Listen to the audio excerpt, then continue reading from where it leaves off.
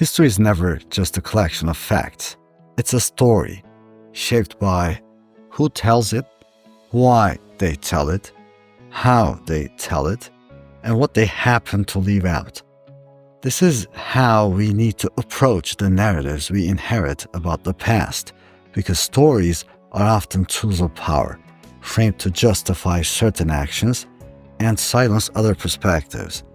Our understanding of the world is shaped by the stories we've been told, but these stories are rarely neutral. They typically reflect the interests of those who framed them, and this framing often persists long after those who created it are gone. Take Brazil, for example. After the military dictatorship came to power in 1964, the generals forced universities to end history books with Brazilian independence in 1822, effectively erasing the study of the last 142 years. They didn't want students to think about more contemporary issues, but that's not the striking part. That's the banal part, the typical part. What's striking is that even after democracy returned in 1985, 21 years later, the curriculum stayed the same, because by then, both faculty and students had long internalized this narrow version of history. This phenomenon isn't unique to Brazil. It's the same everywhere. We learn what we are taught, but what we're taught is often incomplete, inaccurate, or distorted, often all of the above. Yet we believe it because we don't usually stop and ask, who wrote this? Is it complete? If it is complete, is this the right way to frame what happened? These questions matter because history isn't only about the past, it's also about how we can understand the present. The stories we're told shape how we see ourselves, our families, and our place in the world. That's why it's so important to ask these questions and challenge the narratives we've been handed, because how we frame the present shapes what we do next. So we have to be careful. Now, the story of colonialism, let's try to frame it. It's a story of power, exploitation, and resistance. And it's a story that casts a very long shadow, especially on the global south. Stories. There's nothing in the world more powerful than a good story. Nothing can stop it. No enemy can defeat it. European colonialism began in the late 1400s with Portugal and Spain. Because the Ottomans controlled the Silk Road, Portugal sought to bypass them.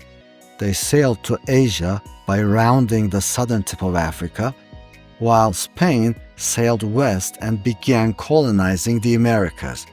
Both powers expanded through conquest, and other European nations, Britain, the Netherlands, and later France and Germany, followed suit by establishing their own colonies. This era marked the start of European global dominance, driven by exploration initially. As European powers expanded their colonial ambitions, the British established control over India, gradually taking over territories and extracting resources, cash crops mostly, cotton, tea, spices. Similarly, the Dutch colonized Indonesia, focusing on valuable spices primarily. Years later, the French also gained a foothold in Southeast Asia, forming French Indochina. The Industrial Revolution further fueled colonialism. With the first Industrial Revolution from the 1760s onward, Europe and the US mechanized production, relying heavily on colonies for raw materials and labor. The rise of urbanization and factory systems in Europe and the United States transformed societies. Finished products were sold to markets worldwide, including colonies, which became captive markets. The second Industrial Revolution from the 1870s introduced steel, electricity, and mass production, intensifying the exploitation of colonies for resources like rubber and oil. Railways and ports were built in colonies to support the exports and trade. With the necessities of mass production, slave labor systems intensified and brutal measures became more commonplace, the Belgian Congo being one tragic and terrible example. In 1885, the Berlin Conference formalized the division of Africa, disregarding ethnic, cultural, or linguistic realities and allowing Britain and France to emerge as dominant colonial powers. Europeans drew straight-line borders, often splitting communities and merging rival groups into single territories. The conference marked the beginning of a more systematic exploitation of Africa's resources, as European nations established administrative systems to control and extract wealth. By the turn of the 20th century, colonialism had become a massive global system for extracting a wide variety of raw materials from different parts of the globe to fuel Western industries. The flow of extracted resources from the colonies to Western assembly lines also meant a subsequent flow of finished goods from Western industries to the rest of the world, including the colonies. This flow defined a new phase in world trade where each colonial power was globally competitive, specializing in a particular set of industries like textiles, steel, chemicals.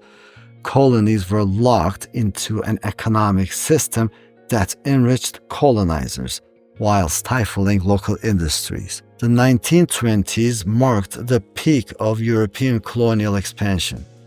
In 1921, for example, the British Empire reached its greatest territorial extent, covering about a quarter of the world's land area. At that time, 84% of the planet's land surface was under colonial control. This was also a period when anti-colonial movements began to gain momentum. By the 1900s, local resistance and anti-colonial sentiment were already present. They became more pronounced in the 1920s. These efforts set the stage for a large wave of decolonization after the end of World War II in 1945. There was an earlier wave of independence in the late 1700s and early 1800s, primarily in the Americas, but this was different. These were European settlers declaring independence from their home countries, as exemplified by the 13 settler colonies in North America gaining independence from Britain in 1776, forming the United States of America. Latin American countries followed suit about 50 years later. However, these countries continued as settler colonies, meaning they maintained systems of oppression over indigenous populations as well as slavery.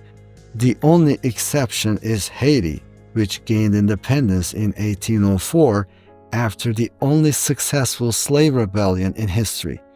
The story of Haiti remains relevant today as the ongoing exploitation of the country by the French persisted long after Haiti's independence. Haiti was forced to pay reparations to France for decades, severely hampering its economic development.